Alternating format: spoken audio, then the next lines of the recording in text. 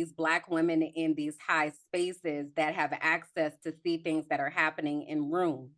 Right. And because you've seen it, and because we are who we are, you not that what is we supposed to be helping children across the state, and y'all going and undoing all the stuff that we just sat here and planned to do. What is happening right now? Hey, y'all, and welcome to Let's Talk Sis. I'm Shekinah, your host, and as we spend time together, I can promise you three things. I'll be honest, I'll make you laugh, and I won't hold back.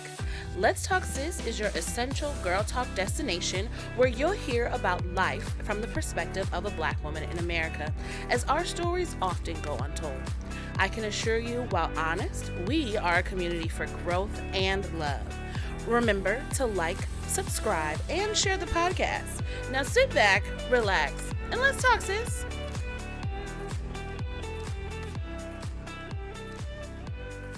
All right. Hello. Welcome back, beautiful people. I am not a singer, okay? I'm not going to try that again. I will wind it back, girl. You speak. Hello, beautiful people. Welcome to the Let's Talk Sis podcast. I'm so excited to be back here. I'm back. I'm excited that you're back here. And every week that y'all tune in, I so greatly appreciate it. As me and my guests were just talking, there's a lot of stuff going on that y'all don't know about. I don't get paid from none of this. Ain't nobody paid me $1 to show up, and it's okay. I'm not here for that. It would be nice. I'm not going to turn it down. But it's just to say that there's a lot of stuff going on behind the scenes. So when y'all show up and support me, it really means a lot. It really means a lot. And so I'm thankful every week. So enough about me. This episode, I have another beautiful Black woman here to share her stories, share the things we've become girls, okay? Over the past like 3, 4, 5 days, we connected. We have some similarities. She's got an interesting, exciting story, and I'm excited to speak with her today. Ladies and gentlemen, welcome to the show, Miss Kimberland Jackson. Hey sis, how you doing? Hey there, I am phenomenal. I'm excited to be here. I'm so excited to have you. She is a fellow podcaster, and she and I have championed the podcast booze, a Yes. off stream of a secret society that we are a part of. Because if you know, you know, it really doesn't exist, but we just happen to be there. So I'm so excited for this new journey. How you feeling today? How's your week going? What's going on? Let's do a check in.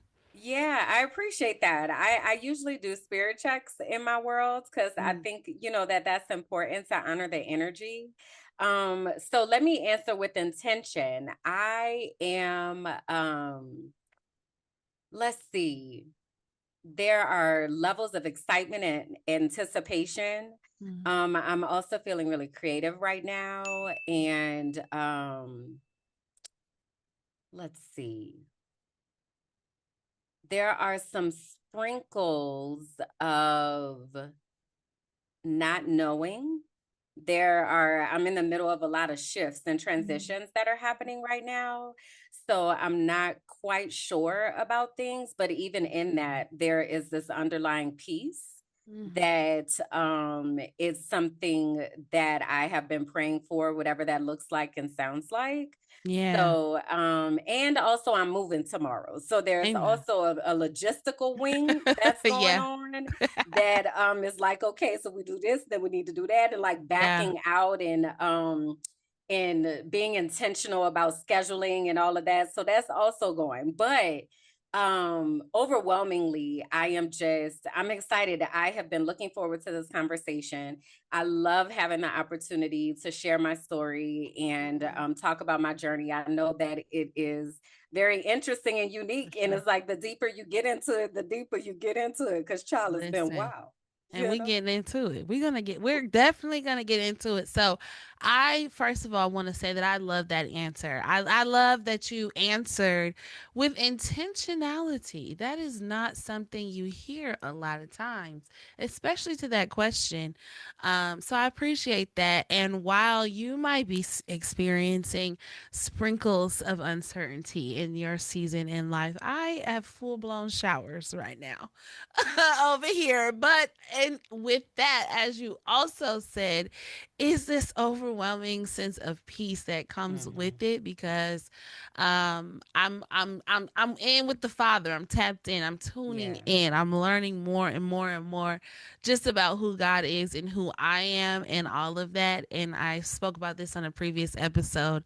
That comes fortunately, gracefully, and thankfully with a lot of peace. So Yeah. I resonate with that a lot. So I got so much I want to talk about as well. I've been looking forward to this. But before we get into all the Okay. things, I got to tell y'all exactly who we're talking to. So it's time for my favorite segment, Go Off, Sis. This is where I have the opportunity to tell y'all exactly the caliber of women we are speaking with, because, we only do excellence around here, okay? So this is Kimberland Jackson. Kimberland's journey is one of radical healing, self discovery, and reclamation.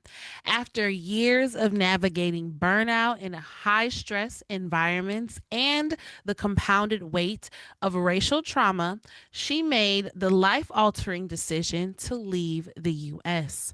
in search of rest, safety, and clarity.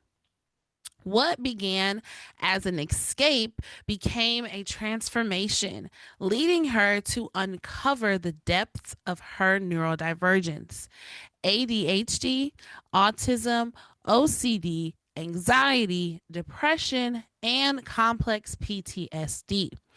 Instead of viewing these diagnoses as a limitation, she embraced them as an awakening,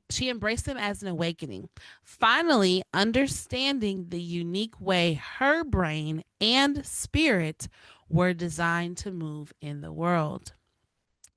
Living abroad has offered her the freedom to redefine success, joy, and rest on her own terms. She now prioritizes softness, play, alignment, rejecting the hustle culture that once consumed her. Through storytelling, coaching, and content creation, Kimberlyn shares her ongoing journey of healing, self acceptance, and neurodivergent liberation, offering a roadmap to others seeking to break free from the systems that were never built for them. Welcome, Miss Kimberland Jackson. Wow. Gotta get a clap track, but how does it feel when you hear that back? I love to ask guests this because I think it's so easy to put some words on a paper, or if you like me, use AI to put words on a paper. But when you actually hear it and it hits you, what do you feel? Do you feel deserving of all those things? You feel like, girl, I gotta do so much more, or what comes up for you? Yeah, I appreciate that question because as you were reading, I was intentionally asking myself that, Oh, like, wow. stay here and hear Yeah. this. It makes me emotional, Mhm. honestly. Um, I have been through a lot Yeah. and I have um navigated so much and Mhm. I've lived these different lives Mhm. and sometimes I forget. Yeah. And so as you were reading, I was like, damn, bitch, you bad. Like You I try to be did. intentional about my best friend and I have a podcast called Heal That Shit, and we have a segment called Pop That Shit, Pop Your Shit. Mhm. And I try to be intentional about doing that because I historically have been the like on to the next type of person, Yeah. did that, done that. We got other stuff to do and got time, you know. Moving on. And correct. So in this new life that I'm living, I'm really trying to be much more intentional about popping my own shit because I do know that yes, your question was, do I feel like I deserve it? I do. Yeah. I do Mhm. because I know that everything that I have done and everything that I have fought through and everything that I live for is to be able to help others not have to experience the type of things that I've experienced, for them to be able to have the language, to be able to support themselves, and for them to be able to show up as their unique selves. So I recognize that I have been doing that work, and it feels Yeah. amazing to hear it, because I'm in my life, but sometimes I'm adjacent to my life, or almost like behind my life. Yep. So that was a moment to bring me into the present and be like, yes, girl, that's why you sitting here. So Yes. yeah. I love that visual that you gave, you know, of adjacent, behind, in your life, because I think that's a lot of us. You know, me personally, I resonate with, sometimes I feel a little behind. Like, it takes me a minute to realize, wait, you just went through that. Mm-hmm. That just happened, right? Because you're just moving. I need to get through. I need to make it Mm-hmm. over. I need to, whatever it is, you know. And so I like to ask that question because I do think it offers us, you know, just the opportunity to look back, Yeah. reflect on you know, those lives that we live, and especially us as Black women, we are always just fighting for the better, the best, the next version, and then not always in a conscious discontent way, right? But because I think we're full of so much Mm-hmm. potential, and we always see the better, the greater. And as women, that's just what we are. We are cultivators and curators. You give us something, we multiply it, right? And Yeah. naturally, that's just what we do. But Mm-hmm. then you combine that with the creativity, with the drive, with With the the giftings. newfound perspectives. It's like we gotta climb and reach. And so to take a moment sometimes to be like, hey, I did all that. That's cool. Yeah. I'm that girl, you know, it's really important. So thank you for sharing that. So Yeah. before Thank you. we get into Kimberland Jackson, the professional, the coach, the storyteller, all the things, I want to just ask you a quick little icebreaker question just so I can Okay. get to know you a little better. If your life had a theme song, what would it be? My entire life, or I mean, I know the that's a life I'm in very, right now. it could be a broad question. You could pick Okay. whichever one comes to you. Okay. Okay. I need some think time. Hold on. Mhm. I probably should have thought about this before I asked the question, but I didn't. Thought about what? Thought Oh, about my what your answer. answer would be? Yeah. Mhm. Ah, okay. Let me see. Um, that's an interesting one. Um,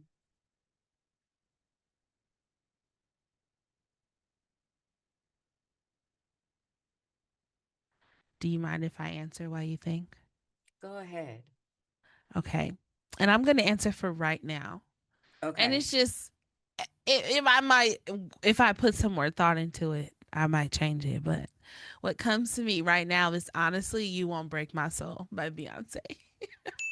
You won't break my soul because I think I've in the past few years just have experienced some soul crushing things, Mm-hmm. you know. Mm-hmm. And it has, I have, in spite of that, in scheme by the enemy, I'm gonna call it out, I have not broken my soul. And I'm not sitting here to say like I've always been optimistic and positive and like happy go lucky and frolicking in the fields. Absolutely not. But I think there has always been a little bit of like, nah, this ain't gonna be what's gonna take me down. Mm-mm. Mm. You know, I'll go through it. I'll be sad. I'll be depressed. But I'm like, nah, this can't be the thing that take me out. No, you're not gonna break my soul. You Mm-hmm. know, I'm on a new vibration. Look, don't make me get to Mm-hmm. quoting the lyrics, but I think that would be my theme song for right now, Okay. for sure. I love it.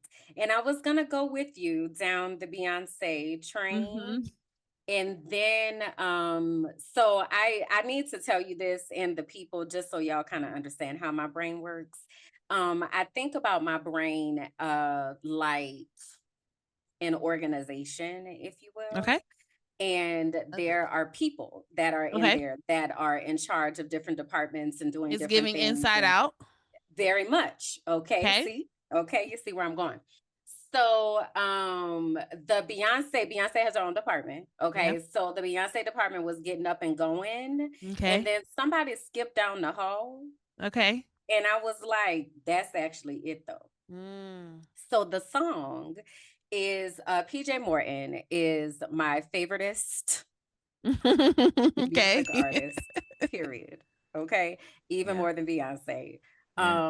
PJ and I went to church together growing Yeah. up. So we've grown up adjacent the whole time, and I've seen like his whole career, and it's just everything to me. So the song is called Forever with PJ Morton, India Arie, and it's on Oh. Robert Glasper's album. Okay. And the lyrics are like, I just want this to last forever. Like a daydream that won't end ever. Mm. When when the days get rough, they'll get better. I just want this to last forever. Mhm. And the reason is because tomorrow I'm moving, right? And I'm moving to this place that I have manifested in my mind. I Yeah. have been saying, like, I need this. It's in the mountains, and I'm very sensitive to noise. And all of this Mm. is linked to the neurodivergence, right? So, noise canceling headphones, hello, need them all the Mhm. time. I live next Mhm. to a construction site right now. It's been hell on wheels, and I just can't Mm. take it no more. All right. Mhm. So I went and I found this place, and it's in the mountains, and it's so quiet that it's loud. And the only thing that you Mhm. hear is the wind blowing through the trees and the birds chirping, and there's a wind Ooh. chime. And I just cannot wait until I get there tomorrow. So that's Yeah. where my brain went. And that was the song that That was follows frolicking down that. the hallway. Mm. Yeah. Oh, I love that. I love that. Do you will the guest room be ready? Listen, I love a good view. Listen, that sounds beautiful. And I love that for you. You know, I love that for you. And I also love when we spoke, you are a teacher, right? Hmm.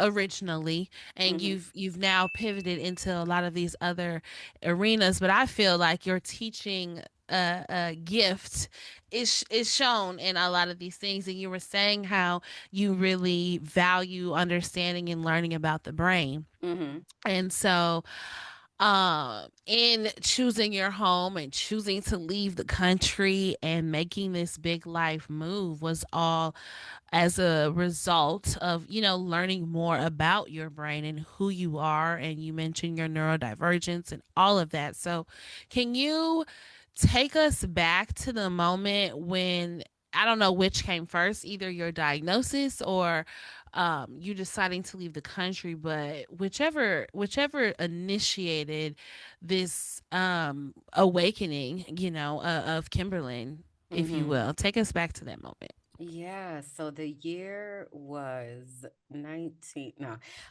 So it was it Right. actually all started probably in about 2019. Okay. What happened was I was working as an educator. So the majority of my career was in Tampa, Florida, in Hillsborough County Public Schools, and it's currently the seventh largest school district in the nation. So during that time, a lot of the things that were happening in education are the things that we are now seeing that are happening publicly. So they were starting to take over the school board meetings and target certain school board members. And it was just a lot of backdoor deals and follow the money Mm, types of things that were happening. So because I am a not just an educator, but an educational advocate and activist, mm, mhm. I'm talking about these things that what I'm seeing firsthand and all of that. So long story short, child, I had left the school district to go and work with this school improvement. I'm a school improvement specialist is my Mhm. specialty, and I specialize in school climate and culture. And I had left the school district to go work with this organization. And there was a school board member that I had had a little Facebook situation with a couple years prior to that, because she didn't like that I was holding her accountable for her doing her job. And she felt Mm, some type of way. So she called herself going off on me on Facebook, girl. mm. And then she deleted it, child. But I had They screenshots. always do. They But I always had do. screenshots, girl. So Mm. it was articles written, it was all kind of stuff, right? So anyway, I hadn't talked about this for a while because I was still working and I didn't want to be a distraction, all of that. So when I had left, somebody asked me, my now best friend asked me to do an interview to talk about it. So I did, girl. Why they fired me that next Monday? Ooh. So I didn't have a job, Mm. right? COVID happens, like all of this, things are crazy and things are wild. I'm Yeah. in Florida, I'm seeing what's happening. And Black Lives Florida Matter was a protests wild. I going was in on. Florida during COVID, but I was on the south side, but it was a Child, wild you place. you know, Yeah. it was crazy, It was a right? wild place. So I had said to myself, I was like, I need to get from out of here. Actually, that year I was supposed to get married. I didn't get married. Like it was a lot Oh, that was wow. happening during that time. Mm. Okay. Mhm. So anyway, so I decide that I am going to move. I was like, I'm leaving Florida. I don't really know where I'm going, but I got to get from out of I'm out here. of here. Okay. Yeah. So I moved up north Mm. to Boston for a little bit. And then I got a position working on behalf of the Pennsylvania Department of Education. So I moved to Harrisburg, Pennsylvania. So Harrisburg is the capital of Pennsylvania. It's in the middle of the state. I'm from New Orleans originally. So I grew up down south. I don't really know anything about the north. I had never lived in the north at all. I had always learned that the North is so progressive for Black people and it's just such an amazing place. I don't know no different. I ain't never been there, right? But I took that with me to Pennsylvania. I am about to go and help the children across the state of Pennsylvania. I am so honored Yes, about this girl. work Doing that I'm it. going to get to do. Okay. Mhm. So they create this position for me, all of that. And I started within 2 weeks. I was like, uh-oh, hey, Mm. y'all don't know what y'all talking about. Y'all Oh, don't shoot. wait, what is happening here? No, No. no, y'all, this is not good. Okay. So that started happening, and me being who I am, I ask questions, right? So now I'm asking questions. And when you start asking questions, you start uncovering shit. And then I started Uh-huh. uncovering shit. So then I was the target of A lot. insurmountable bullying, Mm. harassment, just all the things that we have seen when we look at people like Dr. Claudine Gay, Dr. Bonnie Bailey, that we unfortunately lost, like these Black women in these high spaces that have access to see things that are happening in rooms.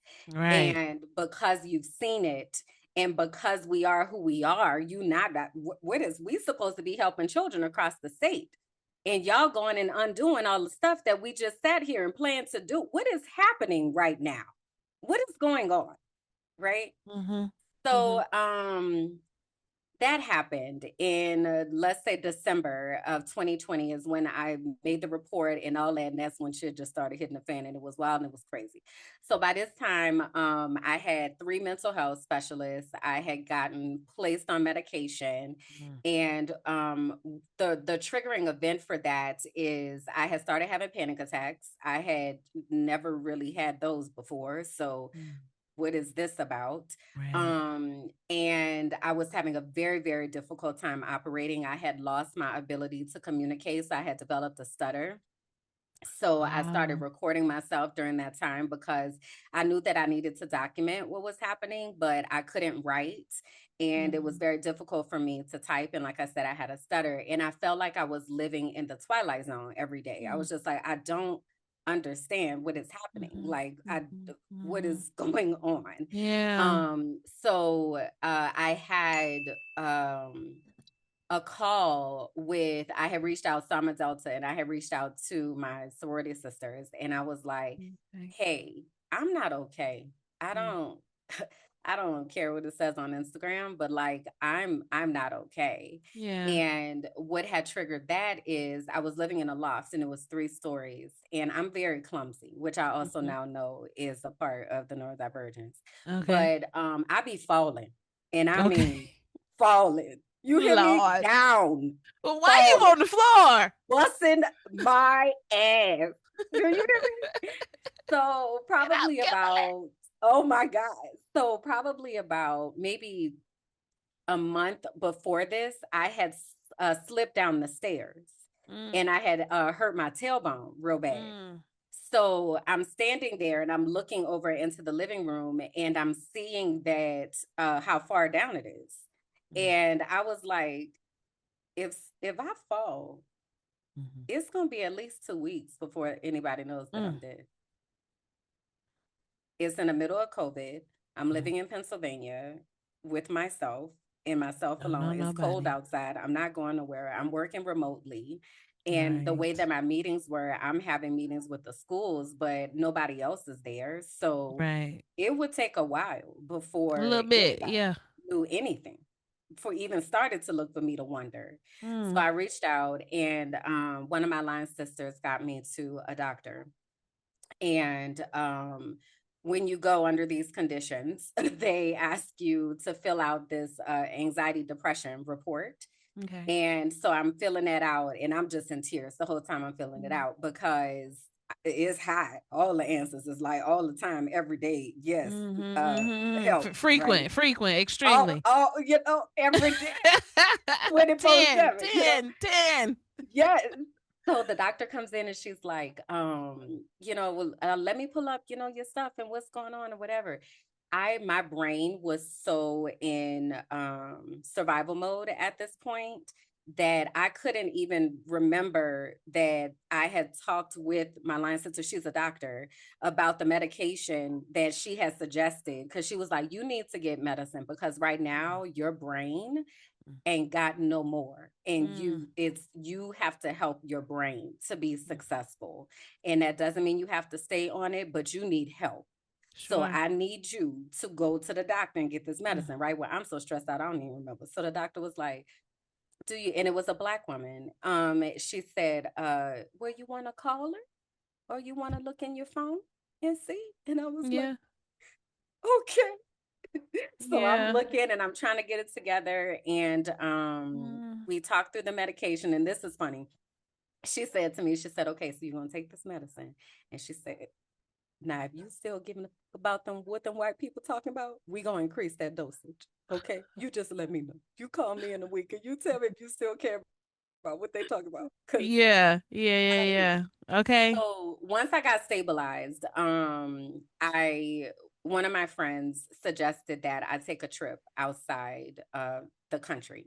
Mm, He was like, it was actually my ex-fiance. So he's like, you need to go somewhere because you've been mhm. in the house. Yeah. It's a Sat lot. down. Like you need to go away. Yeah. So he said, why don't Mhm. you go to Medellin? That was his place that he would come to feel better. And Mm, I had just turned 40 and I was like, I want to do something that scares me, so I'm gonna do it. okay. So I come to Medellin, and while I was here, I met these 3 Black women Mm, who were also living here. So 2 of them were Deltas, and one was a Zeta, and they were about 10 years younger than me. mm, And they were talking, and it sounded like they lived here, and I was like, "Y'all live here?" And they mm. were like, "Yeah." And I said, Every day. "How?" So they said, girl, you have a passport. Pack your shit and get from out of there. Why are you there? Yeah.